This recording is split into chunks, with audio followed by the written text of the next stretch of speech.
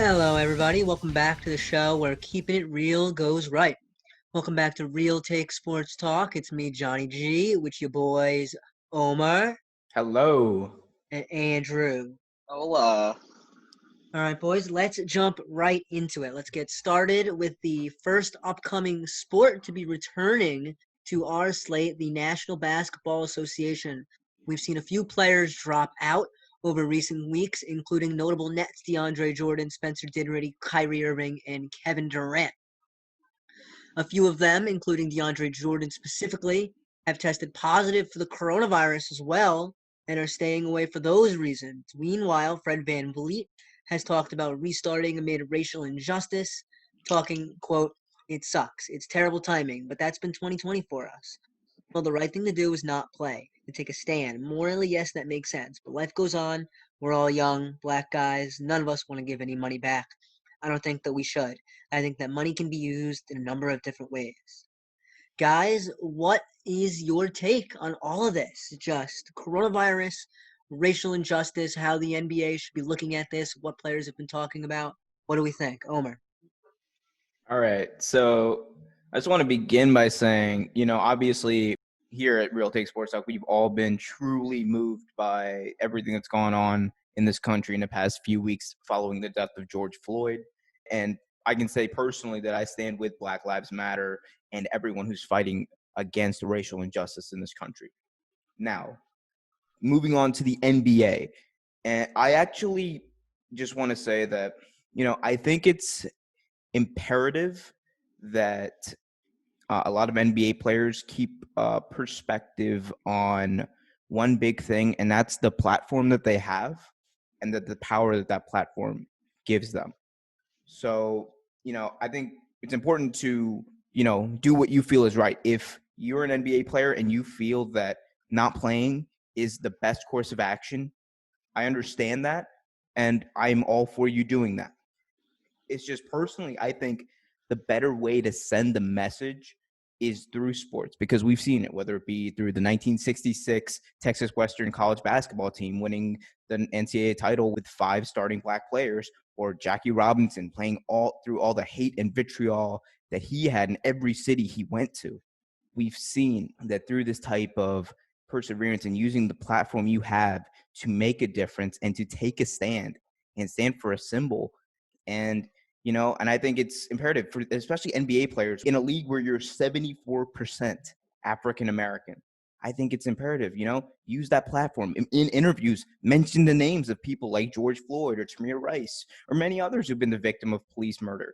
Shout out the names of charities like Black Lives Matter Fund or the Trayvon Martin Foundation or many others. Let's have these be teaching moments for our country and for the viewers at home. And let the viewers at home know that what's happening out in the streets with these police killing innocent black people is personally affecting the players that they're watching. So let's send a message. Let's continue to fight. That's the way I feel that I would do it. However, I can also say I'm not exactly in their position. So either way, I respect players like VanVleet who have the opinions that they have. I just think in a league where you're going to have millions of, at a time where you have millions of eyeballs on both the NBA and the NFL because of COVID, because people are starved for sports, I just think you're going to be able to reach a lot more people that way and send a message, a stronger message. Andrew? I agree with the sentiment. Personally, Omer made very good points talking about number one was the platform. Utilize your platform. Utilize, people that are professional athletes, not just kids, but adults kind of look up to them and kind of, whenever they talk, people listen. And so being able to utilize your platform for the greater good, it really would help. And I'm not going to say tipping the scales, but, kind of shifting it into a more balanced way where, actual change that's necessary can be made. With that being said, that's just the social thing. I agree with everything. John Morant, I don't know if y'all saw on social media, John Morant actually put a meme of himself because John Morant wears number 12. Who the fuck do you think it Yeah, is? they made my boy apologize. Ja, you ain't got nothing to apologize for. Ain't got nothing to apologize for, They Joe. made John Morant. Basically, John Morant. Yeah, he wears number 12 on his back, and he basically replaced the Morant on the back of his jersey with the four-letter F word, beginning with F and then ending with CK. And it was That to was really symbolize. smart. That was really smart. I can't lie. That was a good meme. And it was to symbolize, how he felt about the whole situation. And it really, it epitomized the situation as a whole. And a lot of people commended him for it. He later apologized for it, but I don't think he should have apologized for it. Like, Definitely honestly, the organization making him to apologize for that. yeah, That's it's the definitely some Tennessean up in his ear saying, yo, you're members in within the Tennessee, bro. You organization. can't be saying that stuff here. You have members within the organization were telling him that he had to apologize. And personally, I don't think he should have to apologize for that because, it's how he feels. And given, the way that everything is going right now, like if it's how he feels, he should be able to express himself. Like, this is a country that was founded on freedom of speech. And that's that's him, expressing himself openly the way, anybody in this country nowadays should be allowed to express themselves vocally. So that's just with the social issue of it. With basketball as a whole coming back, I mean, honestly, I'm happy about it, but given the timing of it, not so much. We could do without. I understand there are certain people that are like, oh, we have to have a season, we have to have a season, we have to have a season. Now, there are many different reasons for that. Some of which have to do with there are certain players who I'm not going to name them, but there are certain players who, because the media has a narrative they're trying to create. They have a narrative they're trying to stick with. Certain players, time is running out on their careers, and they feel that if they don't win a championship this year, it just gives them less of an opportunity to chase and catch ghosts. But that's for another segment. And then with the whole, I mean, dude, like some of those names you dropped, like this is not your fault, but it was like these are some of the people you name dropped, like Kyrie, Kevin Durant. I mean, let's be honest, The Kevin Durant entire wasn't. Knicks or the entire Nets roster. Yeah, Kevin Durant really wasn't going to play anyway. Like Kevin Durant, his season was over. His season was over before it even started. Kyrie, same. His season was pretty much Yeah, over but before. Durant got the coronavirus, so Yeah, he deserves to exactly. be on the list. Well, yeah, he deserves to be on the list. But guys who were going to sit out, I mean, DeAndre Jordan. I mean, I'm in a good state right now personally. I don't like to wish bad on others. Personally, I think this is karma for him leaving the Knicks and jumping ship to the crosstown rival. But ultimately, like resuming the season now, I think resuming the season now would be pointless. Only because, like, think about it, dude. Like, if this COVID thing hadn't happened, the playoffs would be getting done right now. We'd be getting ready for the NBA draft. The NBA draft would have happened already, and we'd have guys getting ready for summer league. So, even though it's going to give people a feel of what July and early August basketball should be like, personally, I don't like it because what steps do you think they're going to have to take to go about getting the schedule back to the way it used to be? Like what steps are they going to have to go and then what are they going to do? Is basketball forever going to be played I within do have information on I that if mean, you'd like to hear I it. mean, well, before you do that, I mean, I think the whole point of it, like at this point, is I think anyway that basketball is probably we can all agree at its best right after the NFL season starts. So right around right after Christmas, that's when you really get into keeping up with basketball more and more because otherwise you're completely consumed with what's going on in the NFL. And I think that's just a majority of sports fans who watch both leagues. So I think basketball has been actually wanting to move towards focusing on the beginning of January as the start of their season. So I think this could be a good opportunity for them to actually take advantage of the unfortunate situation and realities of COVID and potentially change the league schedule to start then. And I think it'll be easier on the players' bodies. It'll be easier for coaches to manage games, and it'll be easier for fans to keep up because let's be honest, keeping up with 82 games a year just for one team is a chore in and of itself. Keeping up in it with an entire league can be very tedious. So what they're thinking about doing is their plan for right now is to go back to their normal schedule, which means they'd essentially have just a shortened off season because they need to get back to the normal schedule for when the Olympics resume, right? They Right. can't start their summer schedule until after the next Olympic cycle because they have to figure out how to plan around it. So they're going to try to get back to the normal schedule by shortening the off season, and they might eat away at some of the regular season. They haven't decided yet. Do you guys actually think that they're going to play that players are actually going to play in the Olympics? Because I don't think they're going to do that at this point. No. I think it's way too far in the future to tell. We have to figure out if players are going to play in 3 weeks. Like, yeah, exactly, dude. We barely know whether or not players are going to be moving across state lines, let alone country lines, within the next 6 months. Like Well, New they can't Jersey move and across country lines. The exactly Blue New. Jays have to find a domestic host. Yeah, and like look at New Jersey and New York, what they're doing right now. They're stopping people from certain states from coming in, and they're saying, "Hey, you got to quarantine for 14 days." So we have no handle on situations. So I mean, I agree with you. It's early to say, but it's also something that I think a lot of players have on their minds right now, like whether or not they actually should play in the Olympics. And I think a lot of right now are leaning towards no.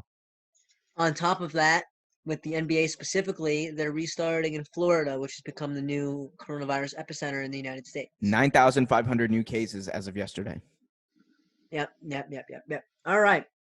On to our next Major League controversy. We go to Major League Baseball, Oh dear. where the MLB owners have decided to exercise their rights in a March agreement to force a restart of the season. There will be a 60-game plan starting on July 30th, where regional opponents, mostly interdivision rivals, will play each other, followed by 6 games against your primary interleague rival. So Mets, Yankees, Nationals, Orioles, etc., etc. Reportedly, MLB players are excited and ready to go, but there are a lot of things that need to be taken into account. We've seen a few players drop out, including recently Instagrammed by Ian Desmond talking about his struggles as a biracial player in Major League Baseball, growing up in locker rooms with racist comments and struggling with the lack of black representation throughout the game. So we have a lot to think about there. And on top of that, there are a number of rule changes being instituted for this season. We already had the new 26-man rosters, but they are now being bumped up to 30-man rosters to eventually be pared back down to 26. There'll be a taxi squad of 60 total players, so 30 active, 30 inactive. The other 30 will be housed at an off-site location, presumably in your home state, and you can't have more than 60 at any time. You can do any amount of transactions that you'd like, but you can never have more than 60 players. For the start of extra innings, you will have a runner at second base, and the National League will have a designated hitter. Oh my Boys, god. what strikes you? What are we talking about? Omer. Well, two things right off the bat strike me. First of all, a designated hitter in the National League. In the words of Stephen A. Smith, that is blasphemous. How dare they? Going against completely the traditions of the game. I hate it. And I just don't understand the whole point of having someone on second base in extra innings. Is it to make the game go faster? I don't know what it has to do with the actual game. Maybe you guys can actually explain that better. I know Andrew, especially you're keeping up with baseball a lot these days. The 30-man roster, I have no problem with. I think that's good. You should have more players, more options. That's fine with me. I think the bigger story here is just how much the players caved to the owners' demands in this one. Because the owners won because they basically called the players bluff. The players said, "Tell me if I'm wrong." They said something along the lines of, "Tell me when and where, and I'll play." And the owners were like, Well, "All right." you know what happened, Omer, is what Yeah. happened was they signed this March agreement, and that was it. Mm-hmm. The players gave away all their leverage because Yep. they gave MLB the right to start a season whenever MLB wanted. Yep. So MLB says, okay, now you gave us the right to do whatever we want, so we're just going to make ridiculous demands, and we're going to demand that we take your money. Yep. And so the players said, no, fuck you. We're not going to give you our money. And MLB said, okay, well, we're just going to keep waiting until you stop arguing with us. Yep. And that's what happened. And now we get a 16-game season instead of the first MLB 60. Players Association proposal was 118 games. And now we get a 60-game season. Yep. So Yep. And yeah, so exactly. The players basically gave up all their leverage and it ended up backfiring immensely in this matter. And I think getting back to the whole coronavirus thing, we've already seen Joe Ross and, future Hall of Famer, greatest baseball player alive, Ryan Zimmerman from the defending world champion Nationals say that they're not coming back for 2020 season because of concerns of COVID. Ryan Zimmerman said that he's not ruling out a return in 2021, and he's not retiring. So that means it strictly has to do with the coronavirus. How soon do you guys think that we're actually going to see more players or take on this side of the debate and say, you know, I have a family to think about. I have my parents, I have my child, whatever it may be, and I don't want to get them sick, so I'm choosing not to play. Because at the end of the day, these players are going to have to be moving across state lines and, you know, going all across the country still, even while they're playing these games. And I think, you know, for a lot of people, you know, going to Florida right now, especially, or, you know, going to Texas, you know, it's not I really ideal at the moment. So you have to take that into account. I want to know your guys' thoughts on that real quick. You make a lot of very interesting sentiments. You really do. First thing I have to say is it's not ludicrous. It's not blasphemous for the major leagues to want to implement a designated hitter in the National League. And let me explain to you why, okay?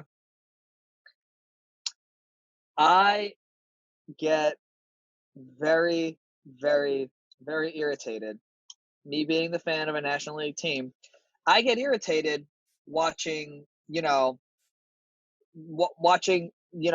my team's pitcher, you know, basically it's 9 versus 8. Like we basically have 9 hitters and then we have just another guy. Like look at guys like David Phelps who used to pitch for the Yankees, then he went down to the Marlins. If you ever watched that man in the batter's box, David Phelps, you know, he never had to worry about picking up a bat when he was playing for the Yankees. Then he goes down to Miami, and what happens? He stands up there and looks at 3 pitches right down the middle. You know why? He's not a hitter. That's a dead bat. I think teams would benefit. Look at what happened to the Houston Astros. Now, I understand the Astros, that's a touchy subject, but look at a team like Houston that went from the National League to the American League, and Houston basically, I understand they built and everything, but you know it's a lot easier when you have 9 hitters and a guy only has to focus on pitching. You know, I would love for my team having the best pitcher in baseball. There's no argument there. The best pitcher in baseball. I don't want him to risk injury in the batter's box because you know the other team's pitcher might get pissed off and throw at his knee. Is your pitcher the defending World Series MVP? No, he's the 2-time Cy Young, back-to-back Cy Young award. How many World Series has he won? He has won none. He's only appeared in 1. Yeah, I thought so. Go on. 2-time defending Cy Young winner. Defending He's Cy Young. better than Scherzer now. Scherzer had his day, and the Nationals were better than the Mets. Don't get me wrong. I was talking about future Hall of Famer Steven Strasburg, but Scherzer was really good Strasburg's so unbelievably overrated. My goodness. Oh, he's overrated. Yet he has a ring, and your guy doesn't. A ring. Baseball's a team sport, bro. Yeah. No one player gets you a ring.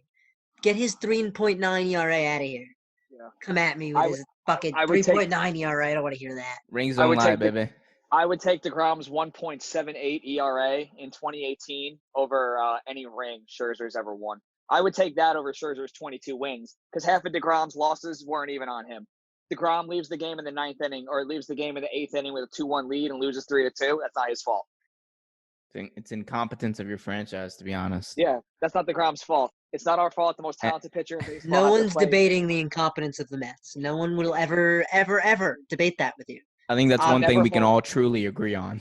You can never hold Jacob DeGrom's record against him because most of those losses are not even on him. I've seen that man lose more 1-0 games than Jose Fernandez. God rest his soul. But anyway. All right. So let's keep moving then. Wait. No. He didn't answer my question. The point that I was trying to make was simply that Damn it, Andrew.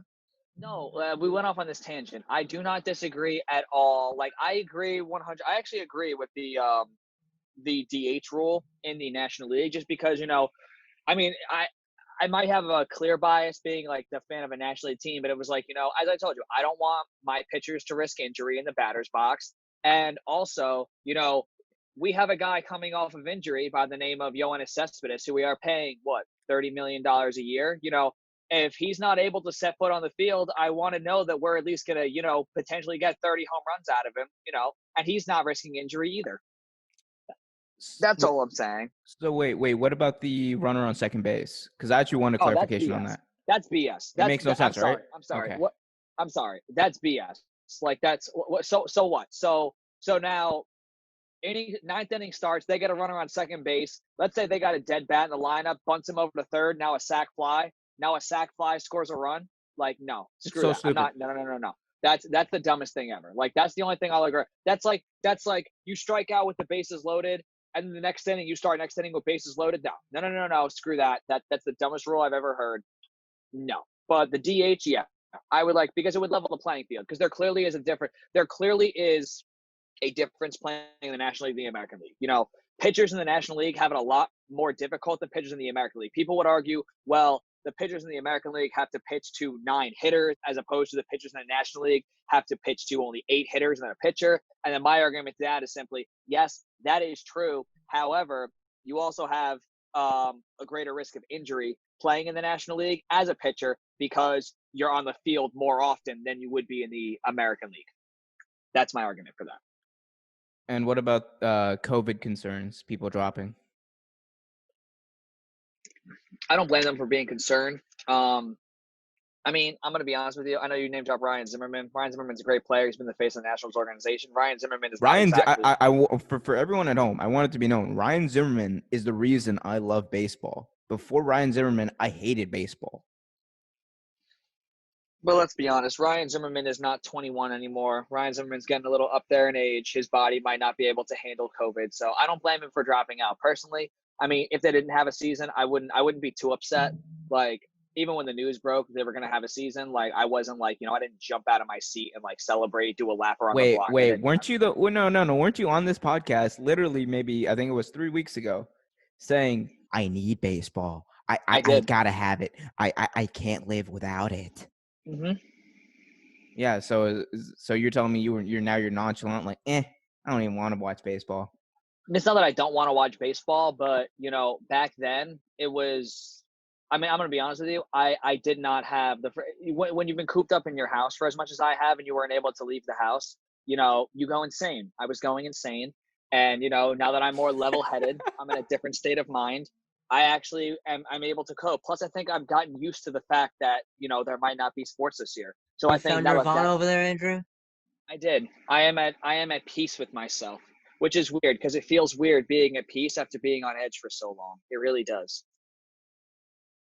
Well, I'm glad Andrew's achieved Nirvana. Thank you, Andrew. Moving on, let's get on to the third of our 3 sports league restarts. The NFL has pretty much gone on business as usual. They moved OTAs and minicamps to at home and online, which is a fascinating concept that I have no idea how to explain. But they've offered few changes in terms of gameplay or in terms of how they'll be setting up social distancing in stadiums and how they'll be setting up with fans in the stands. Richard Sherman was canceled the Super Bowl Hall of Fame game, and they will likely cancel the first week of the preseason, meaning that our 4-game preseason will never be had again if 17 games are started next year. Thank God. What is the NFL doing? Are they on the right track? Do we need to hear more of what their plan is to keep players safe from coronavirus? And are they being irresponsible with how they're moving forward? Andrew, you first. Let me start out by saying this. This is on a side note. You can cut this if you want. Richard Sherman has been practicing social distancing since the Super Bowl. Let's start with that. Richard Sherman was practicing social distancing in the Super Bowl. Okay? He was on this long before. Oh my God. He was.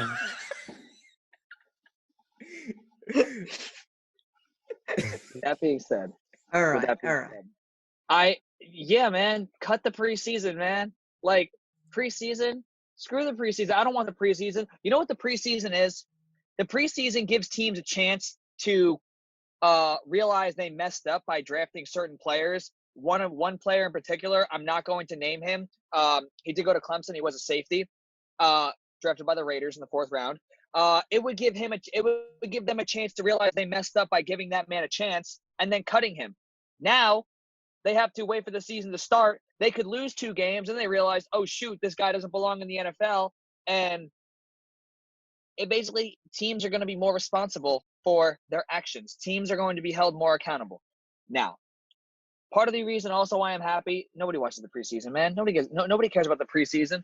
I turn on football because, I'm a Tennessee Titan fan, man. I want to watch Derrick Henry carry the ball 30 times a game. I don't want to watch Derrick Henry get 2 carries in the first quarter and then that's it. And then I have to watch a bunch of guys who aren't even going to make the team play. No, screw that. No. And another thing is, because we're talking about social justice and everything, not just the NFL, everybody should be apologizing to Colin Kaepernick. Everybody. Because, I know people have been on this about, Cap should be apologized for and everything like that. He was blackballed, and that man should be in the NFL.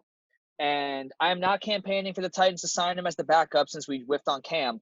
But if they can hear me, go get me Colin Kaepernick.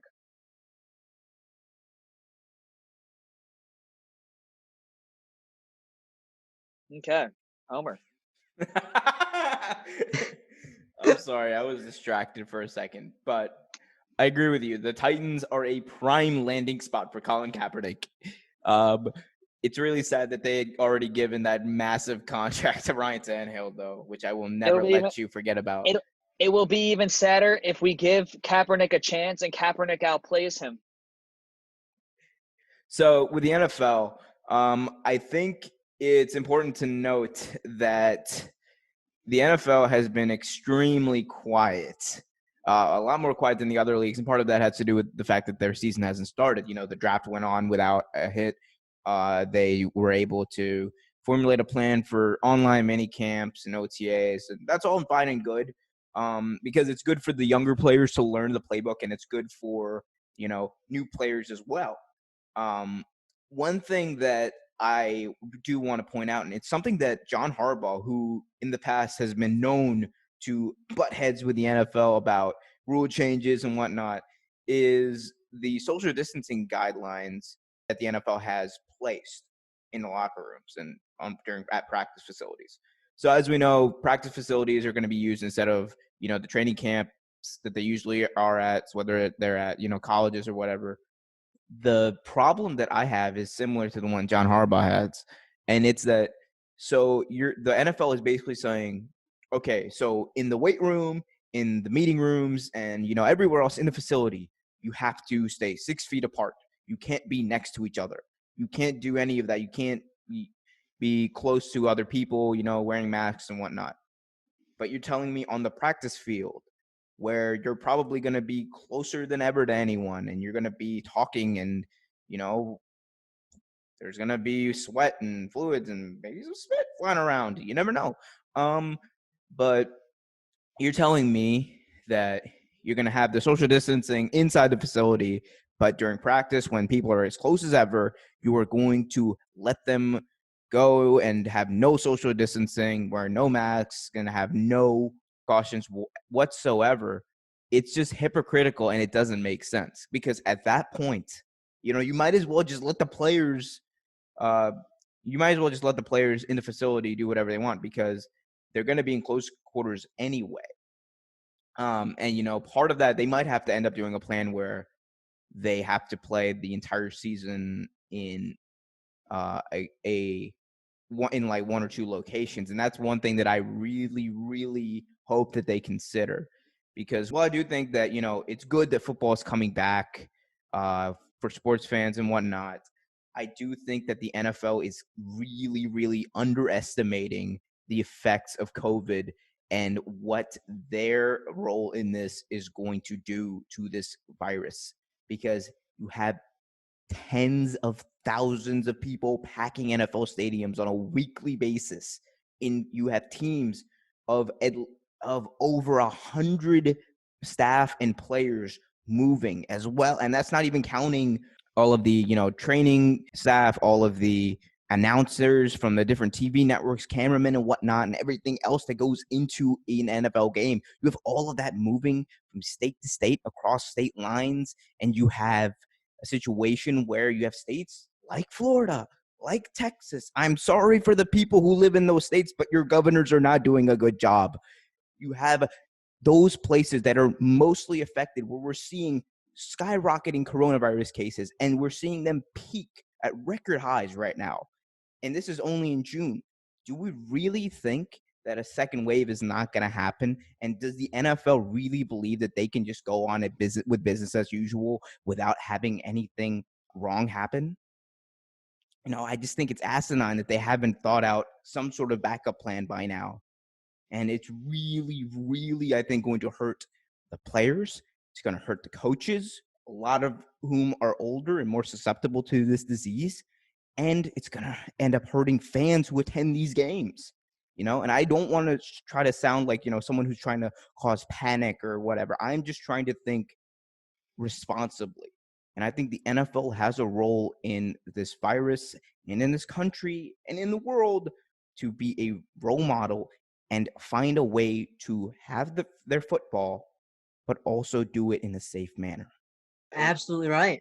At the end of the day, the NFL needs to be responsible to its fan base. A lot of its fan base are people who do not agree that coronavirus is as big of a threat as it is. A lot of his fan base are supporters of the president, who is not a proponent of wearing a mask, despite other leaders in his party pleading with his base to wear a mask.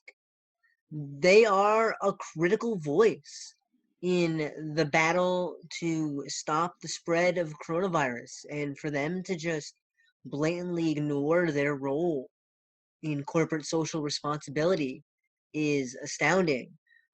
Raiders owner Mark Davis said to the Las Vegas Review-Journal, "You can keep players from the fans, but you can't keep players from players. This could be our Achilles heel. Without some form of bubble, we may be asking for trouble." And rhyming aside, he's absolutely right that where are you going to go if you have a 52-man roster plus coaches plus trainers plus locker room staff? Even if you kick out the press, these facilities aren't big enough to handle keeping 6 feet apart. It's not going to work. Andrew? Honestly, I agree with the man. I agree with him. Dude, football's a contact sport. Even though people are they're hitting each other, man. People are within close proximity of each other. You know what I mean? Like, it's one of those sports. Like, whether you're in the trenches or whether you're the strong safety tackling the running back after he breaks free for a 95-yarder, like, people are coming in close contact with each other. And the issue with that is that, they're just putting themselves at risk by being on the field with each other. You got players testing positive for COVID. Players are putting themselves at risk. Dude, football is a contact sport. Even though it's a watered down version of what it once was, where you're not allowed to touch the quarterback anymore. Basically, you sacking the quarterback gets you ejected. It's still a contact sport, and people are still putting themselves at risk by playing. So, yes, I agree with Mark Davis.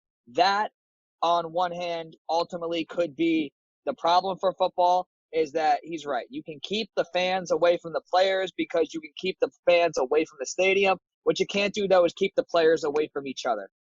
It's not a team, and it's a team game. So, yeah, I agree with him. I never thought that I'd be saying this in my entire life, but I actually agree with Mark Davis. Mark Davis, owner of the Oakland Raiders and persistent in his terrible business decisions, has said something that I think all owners should be speaking on. And it's honestly quite troubling that most owners aren't. Like, if you want to even, let's take away COVID and, just look at it in a vacuum as far as a business. You're going into a business where you know that in the season there's the potential that if multiple players are caught with COVID, multiple players test positive for COVID, you could see a situation where your entire season could come to an end. And that's very troubling. And it's very possible in a sport like the NFL that's extremely contact, where you have players all bundled up next to each other with virtually no protection, other than their helmets, which don't provide really any protection against COVID. And I think the whole idea of putting it in a bubble would actually be safer for the general public, because you don't want these players going out and infecting other people while they're out, I just overall think that, strictly from a business standpoint, if the NFL has to cancel their season, they're going to be fine because they have billions of dollars in the bank. They're going to be okay. But if you are a businessman and an owner of an NFL team and you allegedly don't care about coronavirus because of your own business interests, I think that you should take a long, hard look at the potential consequences to your own business, because you're looking at it from the standpoint of, I want to make sure I get as much capital and as much revenue as I can. Now, you can do that the safe way, which is, rely on the TV revenue and, maybe some minimal fan revenue, or, finding other ways, whether it be through, advertisements on uniforms or advertisements on the field or what have you, finding other streams of revenue other than having fans come into the games. Like, while we would all love to have fans, I'd love to be there. I want to be there cheering on my Ravens, but I can guarantee you this season I'm probably not going to be doing that because of COVID. And if the NFL is put in a spot where their season's ended or their season is stopped midway through, do you know how hard it's going to be for them to start up? This isn't like the NBA. The NBA players can have a few weeks to get back into it. The MLB, they didn't even start. They were actually fine with spring training being postponed for a little bit. But the NFL, where you have these players who need to be in the best shape of their lives to be able to play this game, it's going to be very difficult to put all of that back together for another season. You can't do it on the fly, kind of like the NHL and the ML and the NBA did. That's going to end up leading to hundreds upon hundreds, maybe even billions of dollars in lost revenue for the NFL. So if they don't find a way to actually contain it, whether it be through, playing in a bubble like Mark Davis suggested, or potentially picking a few locations and finding other streams of revenue, because they're out there. There's always other streams of revenue out there. You don't need to have fans come into the games. You might not make as much money, but you're still going to end up making money. So I think that that's something that owners and, their marketing departments really need to take a hard look at. I mean, listen, I'm just going to interject. I mean, dude, the Bengals and the Redskins, it'll be like there will be no difference. There will be no difference. There's still no fans in the stands anyway. So the players will see no difference. Facts. This might help them.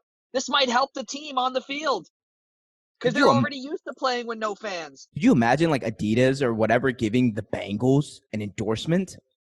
That'd be insane. You know how much money that would bring in? So it's just, I don't know. The whole thing just seems short-sighted to me. They believe that there's only one way to make money in the NFL, but there's always multiple ways to make money. I feel bad for Tampa Bay because they actually have a team worth watching this year, and those fans will not be able to go to the game. Trust me. These are Floridians. The Florida governor has made it clear that he doesn't care how bad coronavirus gets. He's not going to shut everything down again. So people are going to be at those games. It's sad, but it looks like people are going to be at those games, and just keep Gronk safe. And Florida being a state where there's a lot of, especially older people, I think it's, I don't want to comment exactly how I feel, but it's going to be very sad. Just keep Gronk safe and keep Ndamukong Suh safe. Just keep them safe. I need Ndamukong Suh to stay safe for one more year. Just one more year. I just need all the people you could have chose to talk about. You chose Ndamukong Suh? Really? Dude. All the people? Ndamukong Suh, I just have one. Ndamukong Suh is going to introduce sunshine to the NFL. He is going to welcome sunshine to the NFL. Oh, I mean, if sunshine is his cleats into some dude's chest, then sure. Other than that, I don't know what on earth you're talking about. He's talking about Trevor Lawrence. Jesus. Trevor Lawrence gets sacked. Lawrence gets sacked by a cornerback and is seeing stars. What's going to happen when Ndamukong Suh steps on him? He might kill him. And Johnny, while you were gone, we had this discussion about Clemson. Dude, your entire argument against Clemson is the same thing that people have been making about Alabama for years. You're just hating on the fact that Which they're is what? winning. No, you're just Which is hating on what? you're hating on the fact that they're winning. You're hating on the fact that they're successful. You're hating on the fact that they're doing better than the teams that you root for on a weekly basis, and you resent that. People resent. No, it's the same thing with the Patriots. People resent success. It's the truth, and you know it. There's no reason. Oh, they don't develop players. Guess They what, don't. buddy? Guess what, buddy? Guess what? That's not all that college football is about. College For football, at me, the it end of is. the day, well, then you're wrong. If that's all it's about, then you're wrong, dude. Because at the end of the day, I don't. Okay, yeah, I care. Do I care a little bit about how this player's going to do in the NFL? Yeah, but at the end of the day, I'm watching college football to watch the product on the field. I'm trying to see who's the best on the field at that time. And Clemson players and the Clemson football team has proven that year in and year out that they're one of the best. And you can't handle that, and you resent it. That's why you hate Clemson. That's why you hate anyone who rocks that orange and white. That's why you hate Trevor Lawrence. That's why you hate Deshaun Watson, because you can't say anything to attack Deshaun Watson as far as what he's done in the NFL. He is a franchise quarterback, and you know it. He led that Houston Texans team, that putrid franchise, with a terrible, terrible head coach and GM in Bill O'Brien to the divisional round this year. He is the quarterback that the Houston Texans have needed. And what did the Texans do to reward this great quarterback? They traded away his best piece. I'm sorry, I went on a rant, but I just don't get why else you would hate them other than the fact that you resent them. And the fact that you and the fact that you can't come to grips with that reality honestly really pisses me off. Deshaun Watson had two players, both on the defensive side of the football, that were better than every player he played with at Clemson that have hardware at the same position and have had better NFL careers.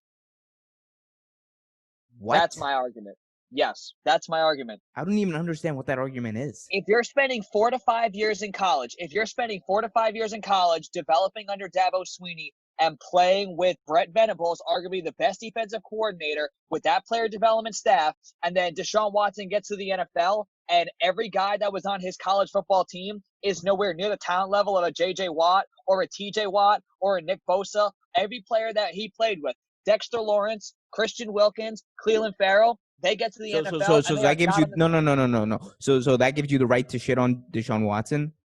The fact that you named all those players aren't as successful as they should be in the NFL or as they were in Clemson, it proves my point that Deshaun Watson's a franchise quarterback. Yet you can't come. My argument was never against Deshaun Watson. Literally, we're on this show. No. You were on this show. Literally, I think it was 4 episodes ago when we were going over the top quarterback list, saying that Deshaun Watson was not a franchise quarterback. Were you not? I have the evidence. I can play that back if you want. I do remember this conversation. I'm trying to remember what that. We were going over CBS's terrible quarterback rankings, and you said that Deshaun Watson did not belong in the franchise quarterbacks list. Well, that's because to me only 5 guys in the NFL actually deserve to be franchise quarterbacks. And who are those guys? Tom Brady, Drew Brees. It's Tom Brady, Drew Brees, Lamar Jackson, Mahomes, and Jimmy G. How do you rank Jimmy G above Deshaun Watson? Yeah, how do you do that? Jimmy G has the superior team. He has a better team around. Oh my god. To me, those are the only 5 guys that actually deserve franchise. Like maybe Russell Wilson. Maybe Russell Wilson. Yes, Russell Wilson. Dude, I will also give it to Russell Wilson. I will also give it to Russell Wilson. But that's it. I will also give it to Russell Wilson, and that's it. I consider Deshaun Watson along the same, it's messed up, but I put him, even though Cam has not had, the same success, I would put him on the same line as Cam because they're ultra talented, but... Wait, so Aaron Rodgers isn't in your franchise quarterback list? Aaron Rodgers is old. He's old. He's not a franchise quarterback. He took that team. He took that. You didn't name him. Roethlisberger? No, hell no. Big Ben? No. No. Matthew Stafford, not a franchise quarterback. Kirk Cousins, not a franchise. Wow. Okay, Listen, they're no. Listen, they're in the high tier. I actually have we're not them even. on the same, No. I have them in the same tier. That tier 2. I have them in that second tier with Deshaun Watson. Don't get me wrong. I have them in that second tier with Deshaun Watson.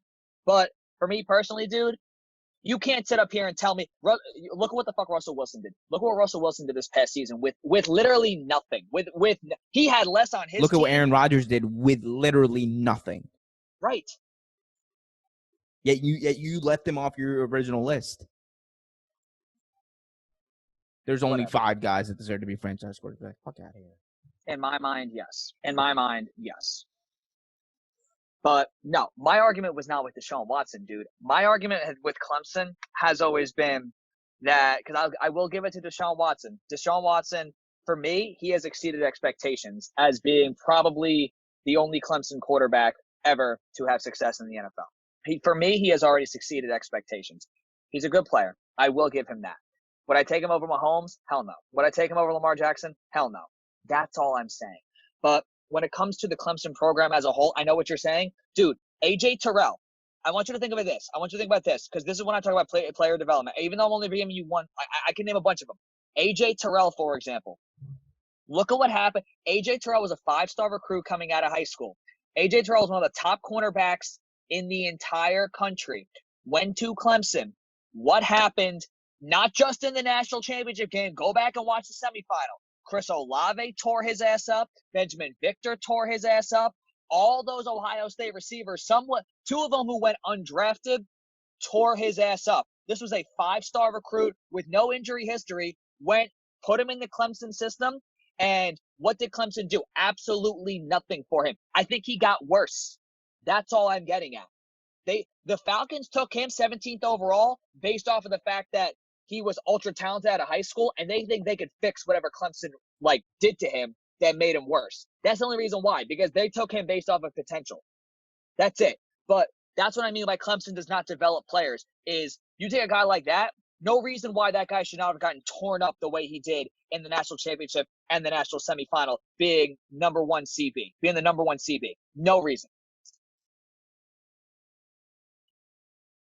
True or false? Is Clemson one of the winningest football teams in college in the past 4 or 5 years?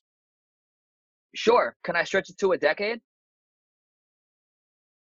I mean, with the recent success, you probably could.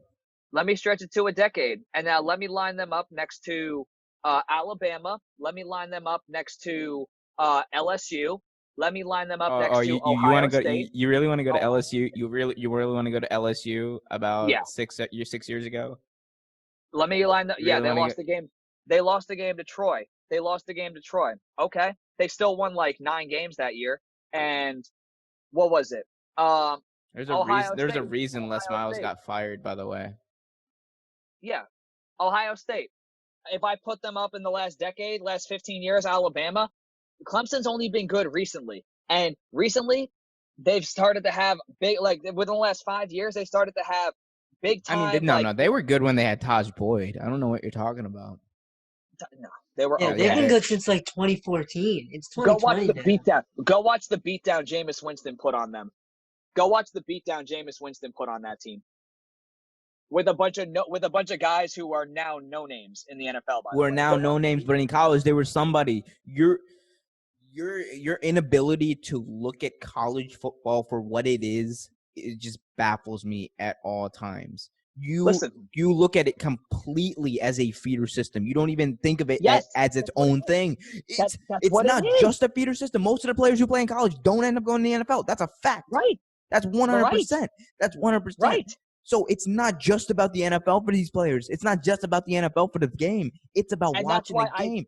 And that's why I don't root for teams like Central Connecticut State. That's why I don't root for teams like Northeastern Illinois. That's why you watch teams like Oklahoma. That's why you watch teams like Texas. That's why you watch the LSUs and the Auburns and the Alabamas and the Floridas. That's why you watch teams like Ohio State, because they are going to give you for example, and that's Louisville. No. And that's Louisville gave you your franchise quarterback. Louisville, Clemson, the winning program. They beat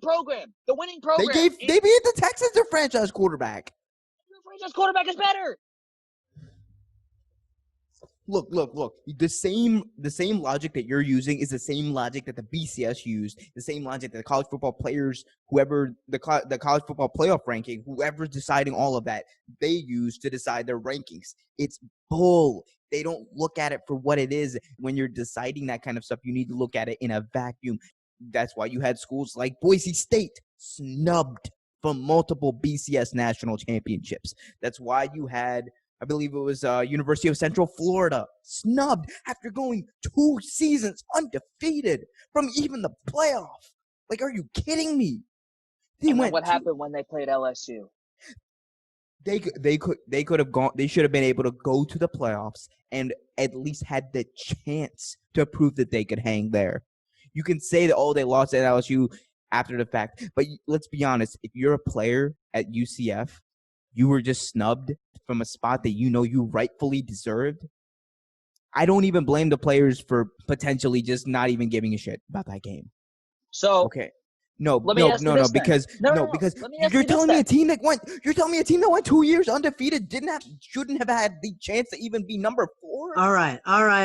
We are way off topic. Let me ask you all a question. Let me rope this in, Andrew. Let me rope this in. In weak conferences. They're both in weak conferences. Andrew. But they always beat. Boise State would always beat everybody out of their conference. What are you talking about? Oh my God! Dude, the both did not exist. Dude, both the playoff of didn't exist. Both of y'all. The playoff didn't exist. Dude, let me ask you this, right? They both play in weak conferences. Y'all wildin', out of control, wildin'. Why did one team get a chance and the other one didn't? Both coming from weak conferences. Because of bias. Because of bias. Because the SEC and the Big Ten. I have no power here, folks. And all of those conferences, they lobby these people, whoever they are, these secret people who decide these lists and these rankings. That's why. And they're all fans of these conferences. Right? It's the same people who go to the Kyrie Irving Flat Earth Society. That's who's deciding who's going to the NCAA football championship. That's one semester at Duke for you, by the way. That's one semester at Duke, by the way. No, we're a Kyrie Irving friendly podcast. The media hates him for no reason. He's just so does Lionel Hollins, I think. I think Lionel Hollins might have some actual reasons to hate Kyrie Irving. All right, boys. With everything that you just said in mind, do we have any final thoughts? Andrew? He can go first. Omer can go first. I actually do. So this is actually like a really, and I like, you guys can keep this brief because I know we're low on time, or whatever. But feel free. I just had a really quick question. So with everything that we've talked about today, do you guys think that sports should be happening? And I'm not asking not will they, or do you want them to? I'm asking, should they be happening with everything that's going on?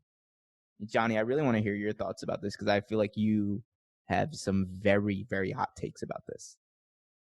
I think it's just complicated because I think if you read Adam Silver's comments recently, he claimed that this is not about pennies and cents, his words, that this was about essentially helping rebuild the American psyche and giving people an outlet for enjoyment that we haven't had in a long time. And I think there is something to that.